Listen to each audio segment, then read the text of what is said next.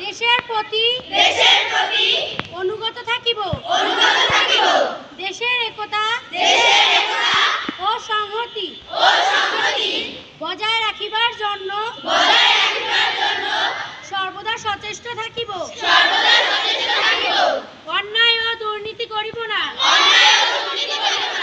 এবং অন্যায় ও দুর্নীতিকে প্রশ্রয় দেব না। হে মহান সৃষ্টিকর্তা, আমাকে শক্তি দিন, আমি যেন বাংলাদেশের সেবা করিতে পারি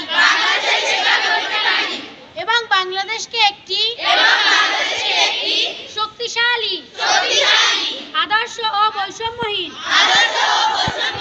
রাষ্ট্র হিসেবে